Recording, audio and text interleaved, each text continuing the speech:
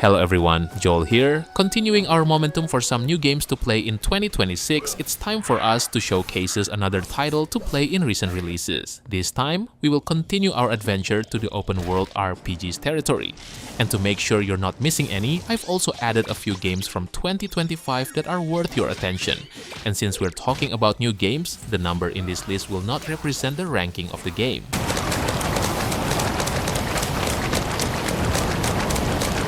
Before we go into the list, I want to give you my recommendation for some of the best deals in instant gaming right now, especially if you're tight on budget. We knew that instant gaming always give us so many crazy deals for your favorite games, like these titles for example. I mean, can you believe these prices? If you love RPGs, there's no way you never heard of these masterpieces, and to think that you can get them under $10 or even $5, it's an absolute steal. All you have to do is just click my link in the description below, start searching for your favorite games and use the activation code on your chosen platform. By using my link, you're not only saving tons of money, but also helping me to support this channel. Alright then, let's get back into the list. While others lost theirs. Age of Reforging presents an open-world CRPG that focuses on player freedom and systemic sandbox design. Set in a harsh frontier filled with opportunists and adventurers, the game allows players to build their own path as a Reforger chosen by a mysterious goddess. Exploration is central to the experience, with multiple ecological regions, towns, wilderness locations, and dungeons filled with enemies and hidden rewards. Combat runs in real time but allows tactical pausing to coordinate squad commands and skills. Character building is flexible thanks to the absence of strict classes and a large pool of combat and magic abilities. Outside of battle, players can also recruit companions, manage caravans, trade goods, or even control castles, creating many ways to shape a long campaign.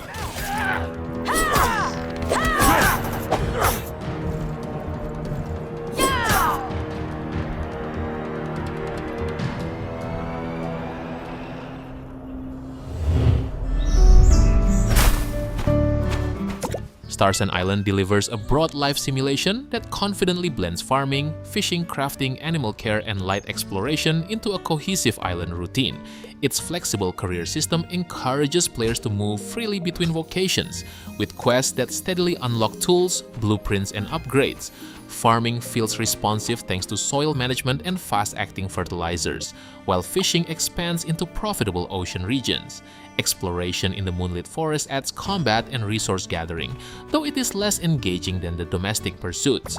Strong customization, vehicles, romance options, and a vibrant, well-designed island elevate the experience, even as minor control issues and early access rough edges remain.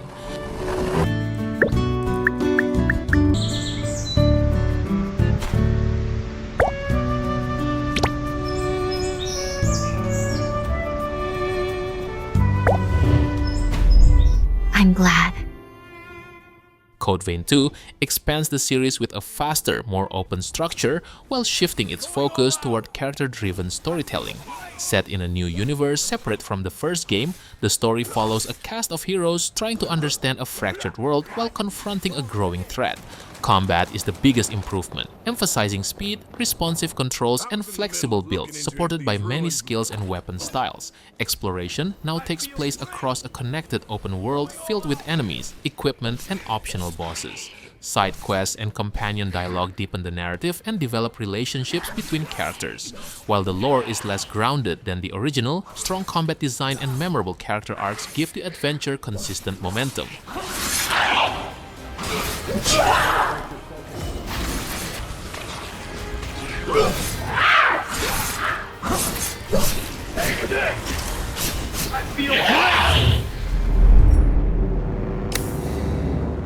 Dune Awakening is an open-world survival MMO that builds its identity around the brutal environment of Arrakis. Players begin as a vulnerable survivor searching for water, materials, and shelter, while gradually unlocking new technologies, vehicles, and equipment needed to explore harsher regions. The world design uses extreme heat, sandstorms, and giant sandworms as constant threats that shape how exploration and resource gathering work. crafting and progression feel rewarding thanks to a steady flow of new schematics and upgrades. The story takes place in an alternate timeline where House Atreides still stands, delivering strong world building even if its chapters are separated by long gameplay stretches. Combat and PvP remain the weakest aspects, but the survival systems and environmental mechanics make Arrakis a memorable setting to inhabit.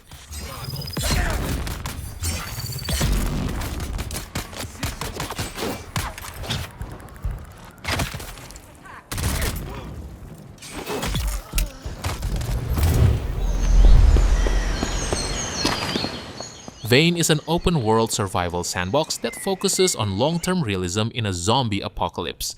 Set in a collapsed society, the game encourages players to scavenge abandoned towns, secure shelter, and gradually rebuild a stable life alone or with friends.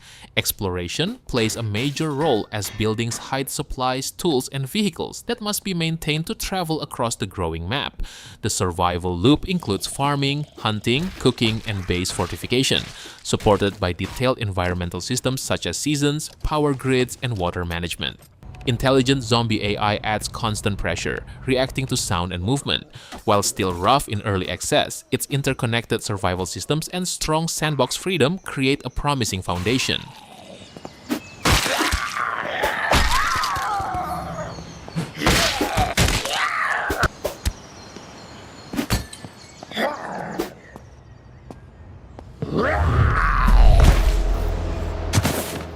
The Outer Worlds 2 expands Obsidian's sci-fi RPG formula with a broader world and stronger mechanical depth. Set in the Arcadia system, the story revolves around rival factions competing for influence, placing players in the role of an agent whose choices shape political outcomes. Exploration spans several planets filled with quests, companions, and unusual weapons that encourage experimentation in combat. Character progression stands out through flexible skills, perks, and optional flaws that alter gameplay in meaningful ways. Combat feels smoother with improved movement and gunplay, though enemy variety remains limited. Despite occasional pacing issues early on, its writing, player choice, and RPG systems create a confident and engaging sequel.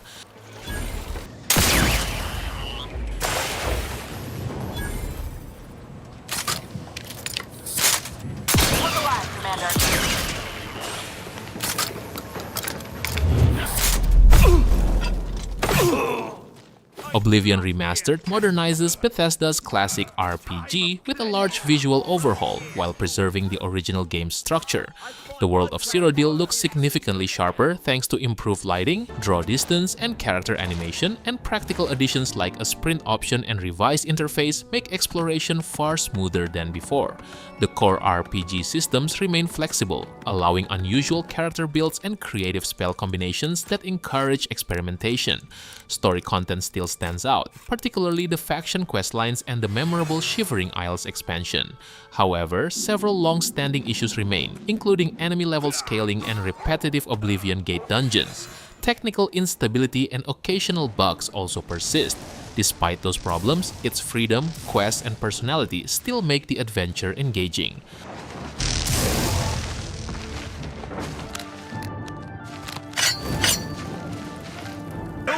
This is the part where you fall down!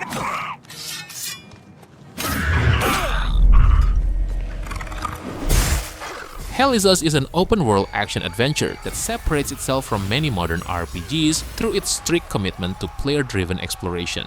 Set in the war-torn country of Hadia, the story follows Remy as he searches for his missing parents while uncovering the deeper causes of the region's conflict. The world design encourages observation rather than guidance, removing maps and objective markers, so progress depends on environmental clues, conversations, and personal memory. This approach creates a strong sense of immersion while supporting puzzle solving and discovery across its large regions. Combat mixes melee weapons with drone abilities and aggressive healing mechanics, though limited enemy variety weakens long-term engagement. Despite those flaws, its atmosphere, storytelling, and exploration systems create a distinctive and memorable adventure.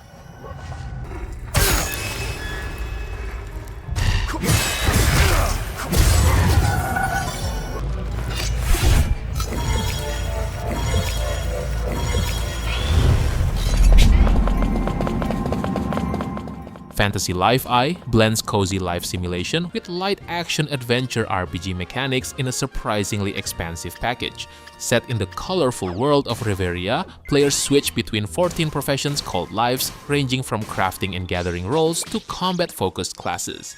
Daily routines such as fishing, mining, and crafting feed directly into exploration across a large open map filled with monsters, puzzles, and resources. The story introduces time travel, dragons, and playful characters that give the adventure a stronger narrative presence than most life sims. Combat remains simple but enjoyable, while progression across multiple jobs creates a satisfying loop of gathering materials, crafting equipment, and expanding a growing village community.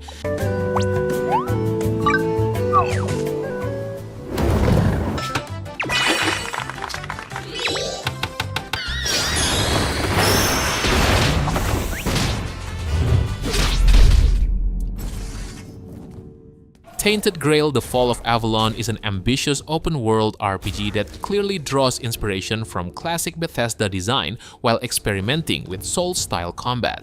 Set in a dark interpretation of Arthurian mythology blended with Celtic folklore and eldritch themes, the game builds a grim fantasy world filled with strange creatures, ruined settlements, and morally complicated characters. Exploration follows a familiar structure with several moderately sized regions packed with caves, camps, and points of interest that encourage wandering off the main path.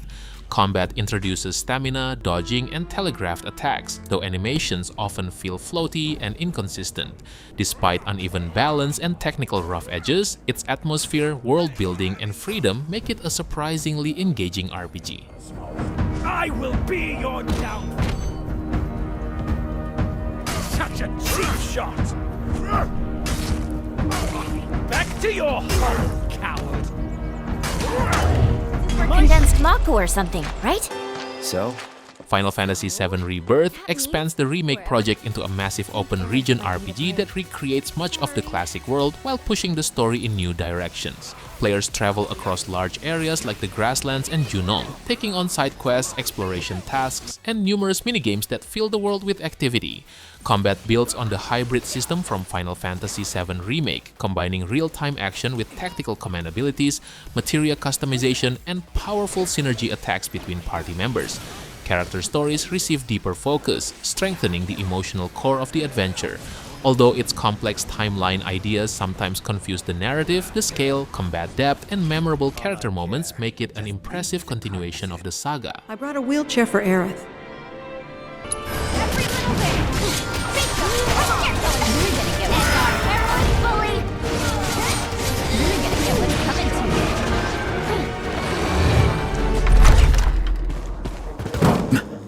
Dying Light the Beast refocuses the series by pulling back excess power and leaning harder into survival horror. Returning protagonist Kyle Crane feels more vulnerable, and that change reshapes the entire experience. The open world of Castor Woods emphasizes tension through resource management, tougher stamina limits, and a more dangerous day and night cycle. Parkour and melee combat remain sharp, but every encounter demands planning rather than brute force. Progression is slower and more deliberate, making upgrades feel earned. While Beast Mode offers brief relief, it works as a survival tool. This tighter design makes the Beast the most focused and engaging Dying Light yet.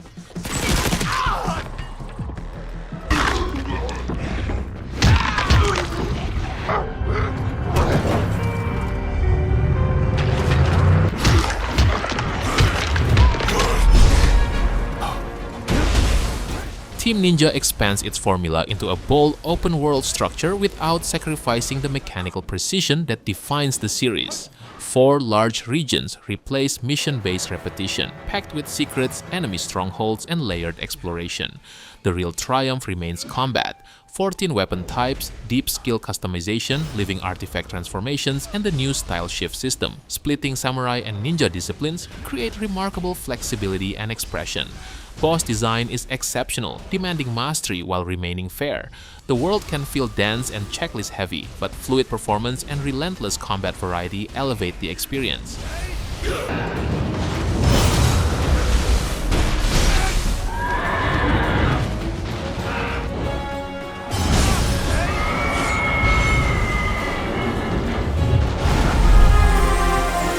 So if your pals were against Kingdom Come Deliverance 2 expands its grounded medieval RPG formula into a larger, more confident experience that emphasizes story, immersion, and skill-driven gameplay. Henry's journey continues with a politically charged narrative supported by strong characters and a dense, historically grounded world. Cities like Kuttenberg feel alive, while quests consistently avoid filler through meaningful choices and varied objectives. Combat refines the first game's demanding melee system, rewarding preparation and progression without abandoning realism. Despite occasional technical issues and conflicts between linear storytelling and open-world freedom, its scale, writing quality, and systemic depth make it one of the most compelling open-world RPGs of its generation.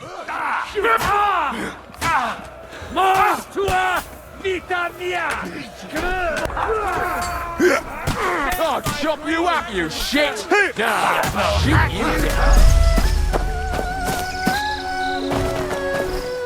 Where Winds Meet is a free-to-play open-world action RPG from Everstone Studio that delivers remarkable scale and value. Set during China's 5 Dynasties and 10 Kingdoms period, it follows a wandering swordmaster through a cinematic campaign supported by extensive side quests, world bosses, faction systems, PvP, and co-op. The combat really stands out, built around 12 martial arts sets, mystic arts abilities, and layered internal arts upgrades that encourage diverse builds using swords, spears, fans, and more. Though minor technical issues and some grind persist, monetization feels fair and largely cosmetic-driven throughout the experience.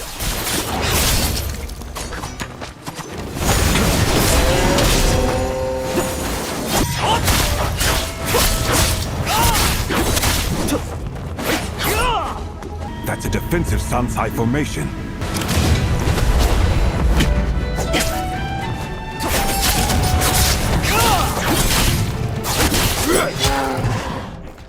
Alright boys, I think that's it for today. I know that there are other new RPGs that I haven't mentioned yet, so how about sharing your favorites that probably deserve the spot in the comment section below.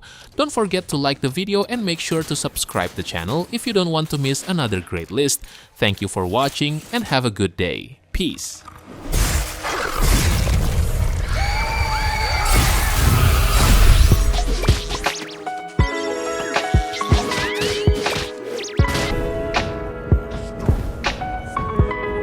Brought him a guest. Just now he's interrogating some captives.